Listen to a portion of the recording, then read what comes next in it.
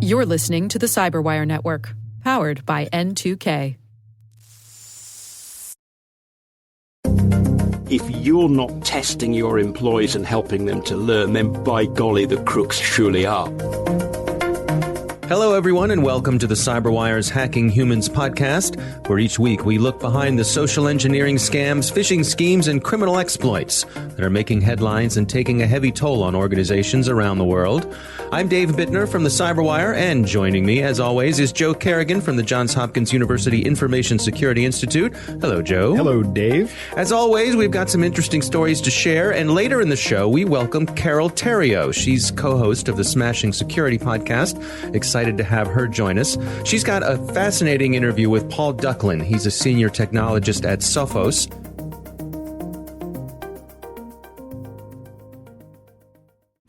And we're back. We've got some fun stories to share this week. Joe, you're up first. What do you got for us? Well, this week, Dave, I received an email from our security department at work, and they were advising all the people at the university of a new scam that's kind of growing and becoming more prevalent.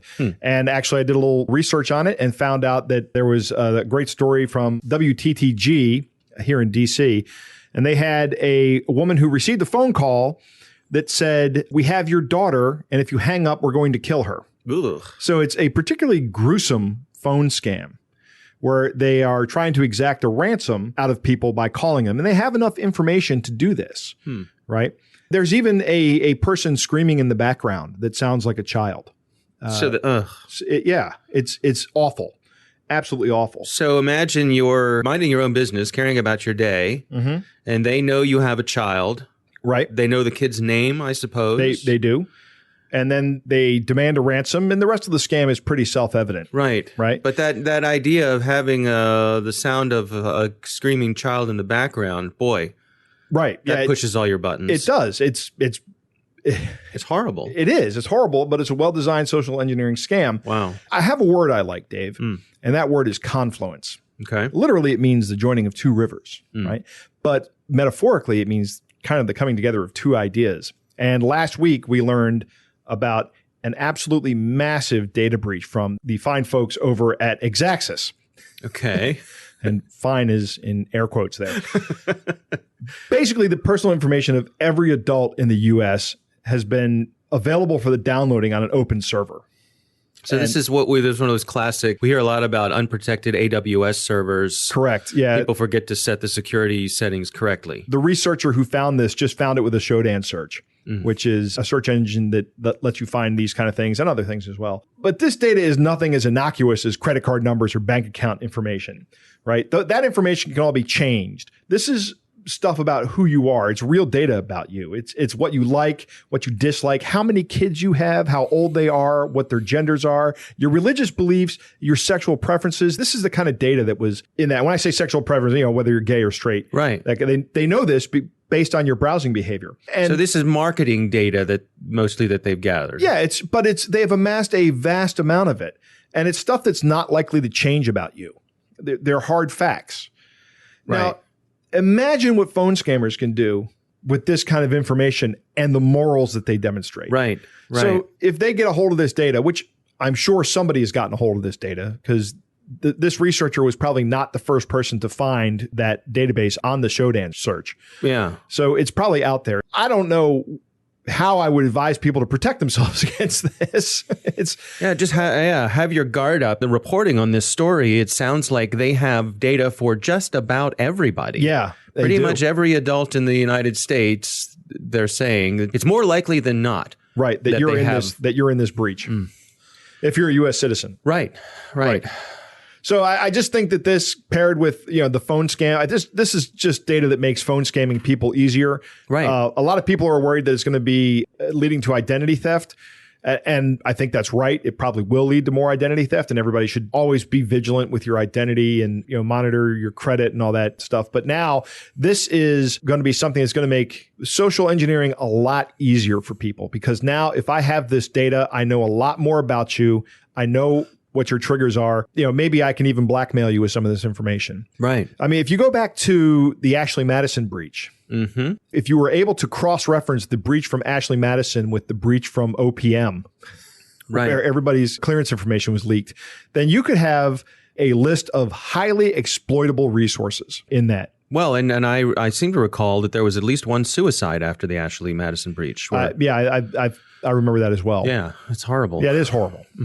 All right. Well, I guess the lesson here is that keep in mind that if someone's calling you and they have specific information, that doesn't necessarily mean that they are who they say they are. That's correct. There are other ways for them to get this specific information, and they can use it to fool you. Right. All right. Well, my story is a little lighter than yours. Sorry, I had to go. My story is very heavy and dark. It's hard for my story to not be lighter than that. Kidnapping, but this is actually another true story of social engineering from my own life. Okay. So, back in the early 2000s, I worked at a tech company, and we had a receptionist who answered the phones, and she greeted people who came by the office.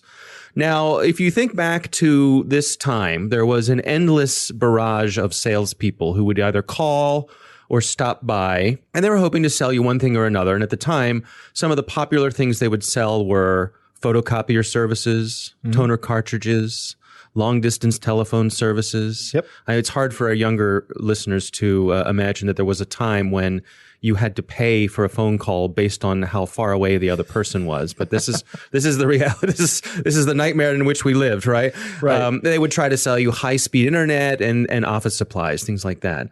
So our receptionist was really frustrated because she was spending a lot of time with these people, and they'd be these salespeople who would not take no for an answer. Right. Pests. So they were pesky. They would try to keep her on the phone because, the longer you keep someone on the phone, the more likely they are to engage with you. And so she was just at the end of her rope. So here's what we did. We created a fake employee persona, and we named him Juan Gonzalez. Juan Gonzalez. We created a voicemail box for him. We created an email account. We even printed up business cards for Juan. So now when a salesperson called, the receptionist could simply say, yes, let me connect you to Juan. He's in charge of those things.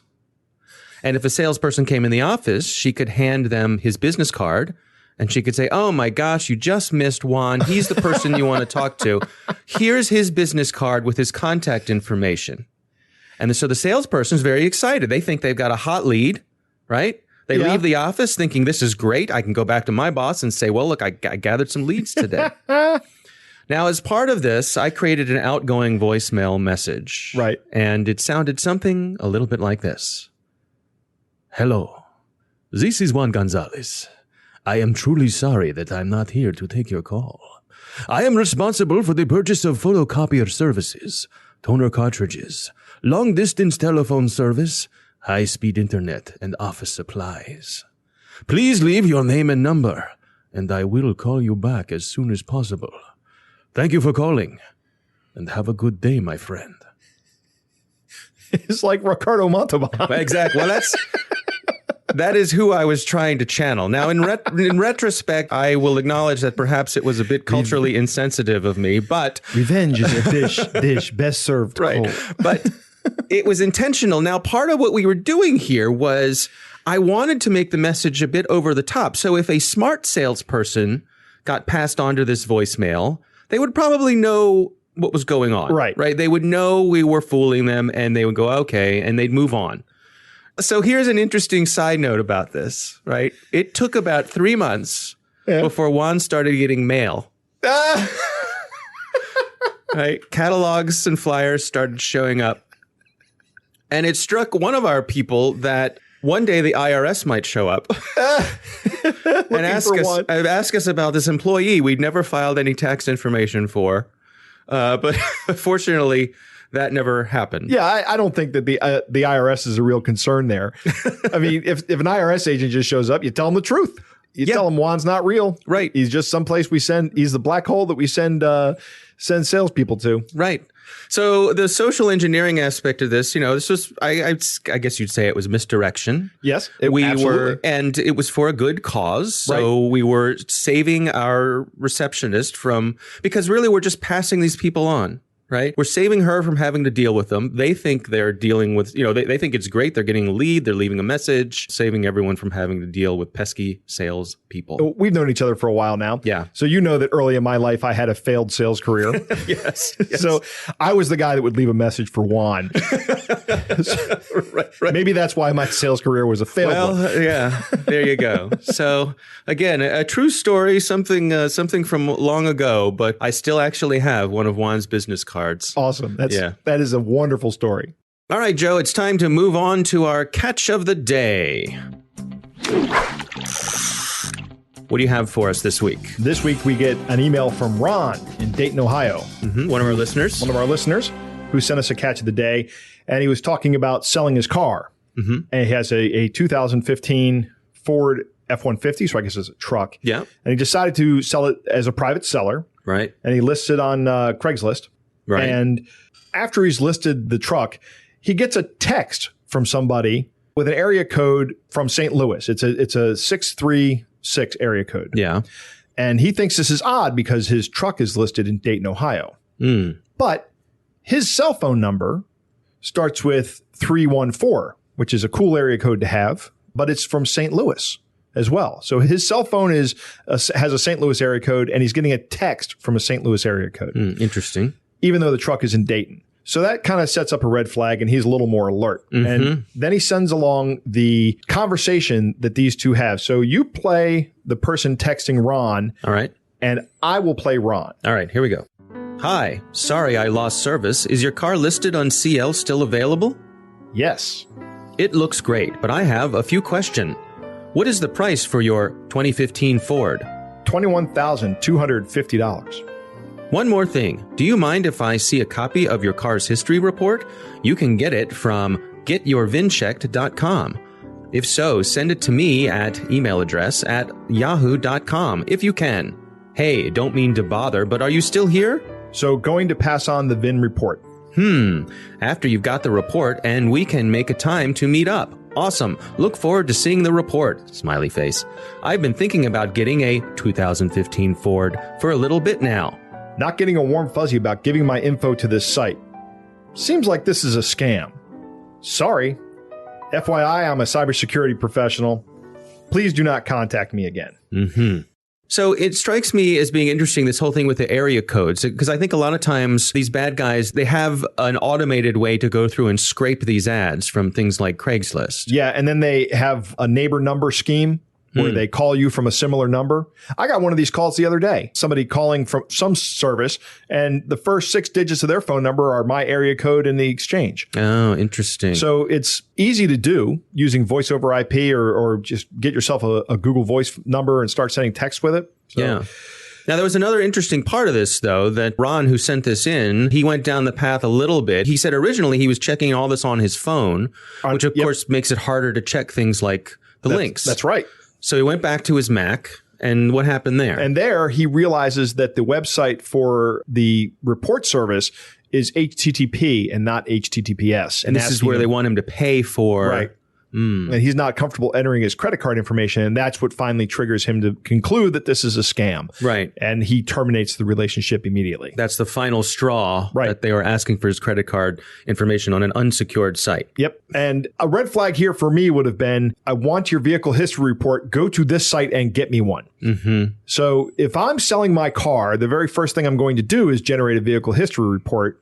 And I'm going to have a PDF of that from something like Carfax or something that everybody's heard of. Right. And when they ask me for it, I'm going to go, here's the vehicle history report. You are free to look it up in any service that you want to look it up in, but I have provided you with what I think is due diligence. Right. Right. So the fact that they were channeling him to a specific site that could have been a scam or could have been a legit site that was being man-in-the-middled. Could be. Hard to know, but good for Ron. He did not get fooled, and thanks to him for sending this in to us. Ron is a CISSP, so I would expect no less from Ron. He is also retired Marine Corps, so Semper Fi, Ron. Yes, thank you for your service, Ron. All right, well, that is our catch of the day. Coming up next, we've got Carole Theriault and her conversation with Paul Ducklin.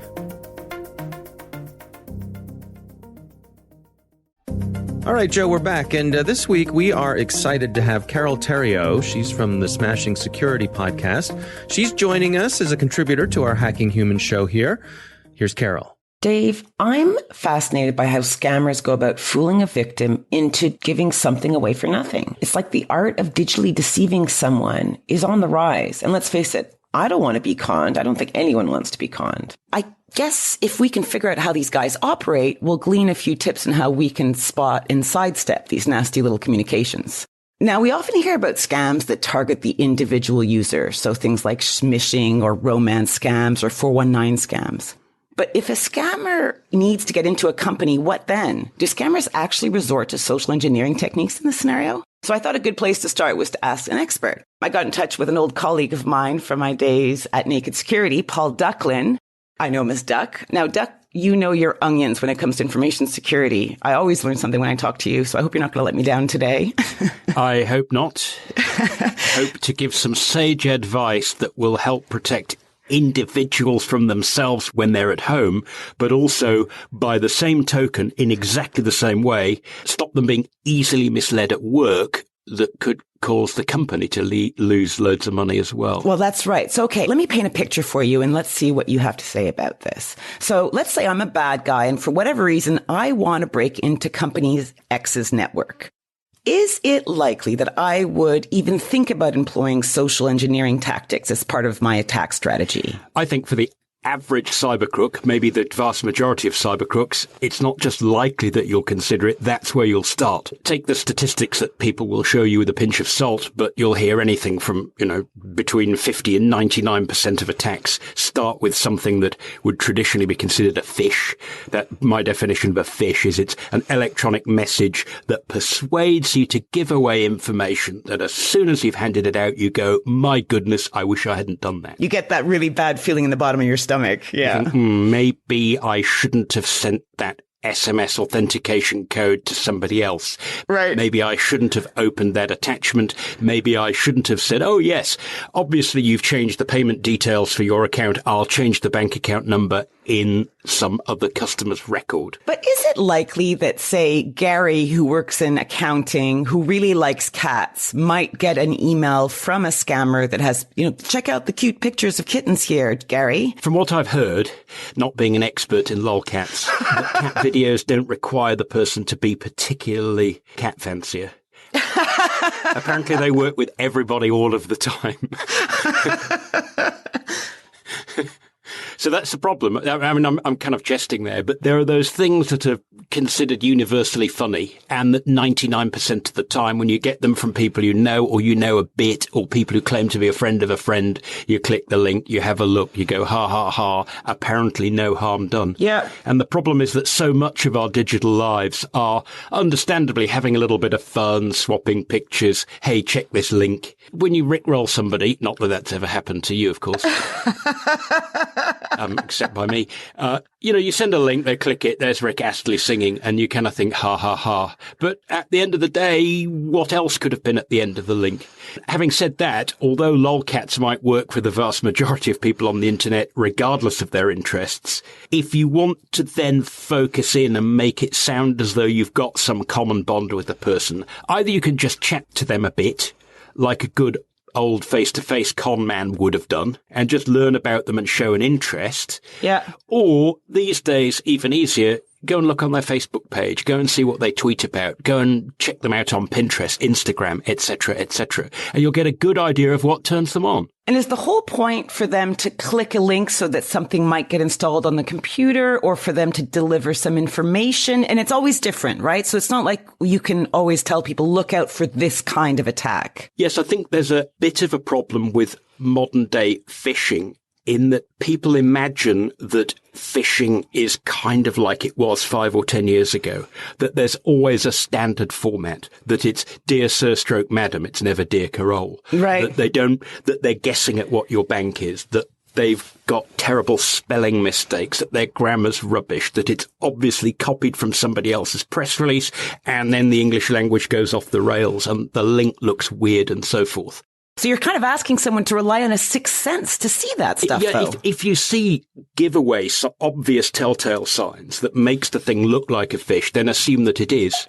But the scammers are getting cleverer. instead of teaching themselves to write perfect English, they've just learned to use copy and paste more effectively. Take an exact correspondence that exactly matches the tone of voice of a company or an individual and just use that as their message.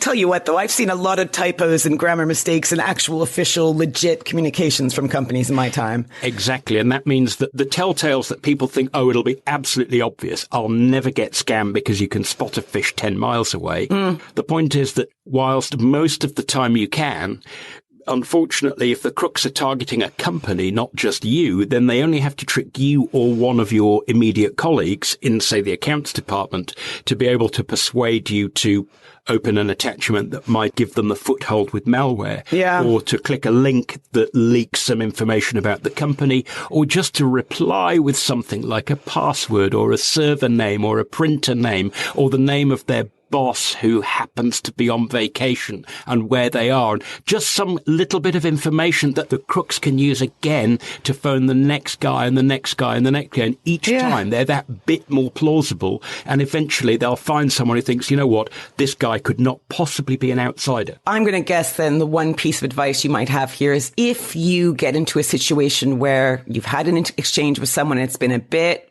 I don't know, you feel uneasy, maybe just tell someone, because like you say, if they're going from employee to employee to try and get access to a system or to a computer, at least, you know, the IT team would be on guard knowing that something like that was going on if they had a heads up. Absolutely. If you have a 999 or a 911 email address, for example, inside a company, even if you're a small biz, if you've got something like security@yourcompany.co.uk or whatever it is, even if that address is only visible internally, if there's somewhere that people can just say, look, I got a call from somebody that I absolutely didn't believe, that sounded absolutely rotten, that gives the person who's receiving those emails a chance to put a warning out. Oh, that's interesting. Because, you know, let's say the crooks are going to call 10 different people and they're hoping that they'll succeed with one. The chance that they call the right person first is only 1 in 10. So if they call the wrong person first who spots this, don't leave the company in a position where they then can try the next person and the next person and the next person without some warning having gone out to say, look, it looks like somebody is literally and figuratively fishing for information here. And that's what a social engineer will do. They make things as believable as possible. They make you feel good about helping them. And they also, if they're smart, they make sure that they don't ask you to give out too much information at a time. Yeah, it's so smart. Yeah. Or you just think, oh, well, I probably shouldn't give you my boss's name and the fact that they're not in the office at the moment. But, well, maybe they could find that out from Facebook. Maybe they couldn't. Well, exactly. You know, make it harder for them. Don't help them along by giving them exactly the information that maybe they couldn't find out from another source. So that the bottom line is, if in doubt, don't give it out. Yeah. But listen, people would call me quite, forthright in my style. I've had calls before, especially when I was starting off in my career, where someone was authoritative on the phone. They were just trying to sell us something or get information about the company so they could target people. But still, like sometimes you're really on the back foot because you're not expecting that type of call and you tend to comply before your brain catches up and says, hey, what are you doing?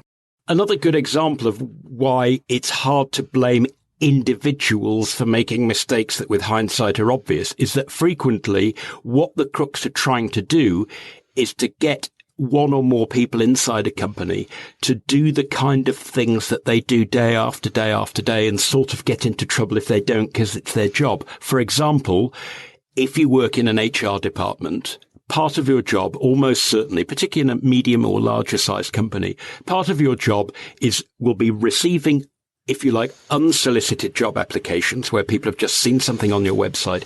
They're sending you a CV, a resume. It's in a doc file. It's in a PDF file. You're opening it. You're having a look. No, this person isn't suitable. Put them on file. And there's a process that you're expected to go through.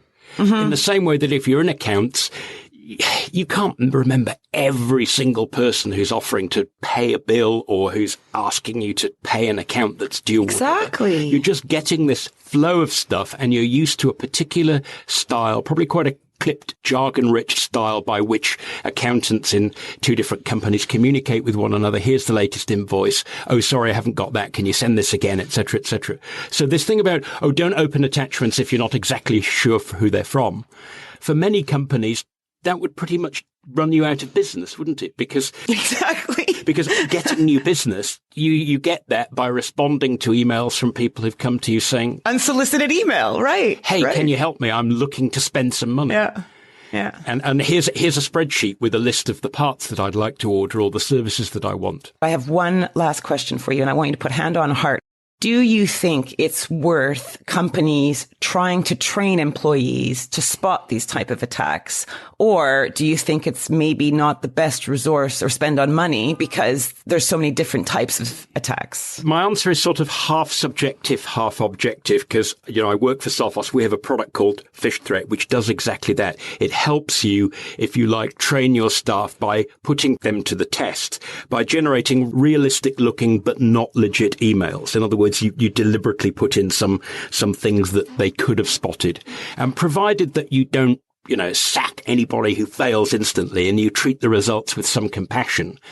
My theory about that kind of thing is that if you're not testing your employees and helping them to learn, then by golly, the crooks surely are. Yeah. For me, for example, probably anywhere from 1 to 20 times a day, I'm getting emails that are sometimes very obviously bogus, but occasionally I go, oh, hang on. No, that's not somebody I know. That's not an email I'm expecting. I'm not going to open that.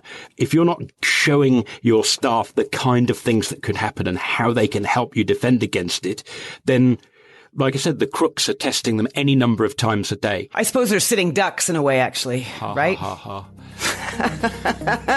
Duck, as always, fantastic interview. Thank you so, so much. Pleasure, Carole. All right. Our thanks to Carole Theriault and Paul Ducklin for taking the time for us. Joe, what do you make of that? I like that interview a lot. My takeaway is, I've said this before on this podcast, is that the very first thing someone's going to try to do when they're trying to breach your organization is do reconnaissance. And what Paul said is that the very first thing they're going to use to get that reconnaissance is their social engineering skills. So it's like the very starting point of an attack. And they're going to gather information incrementally. So it doesn't matter how small the information you give away is, it's useful to the attacker.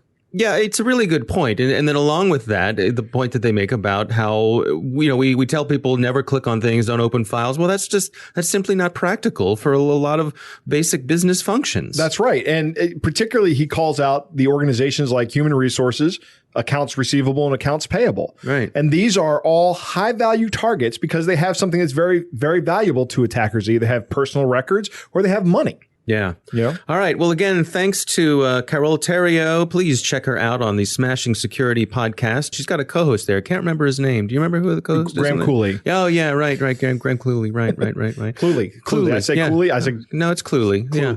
Cluley. Good guy, I heard. Well, anyway. Thanks to the Johns Hopkins University Information Security Institute for their participation. You can learn more about them at isi.jhu.edu.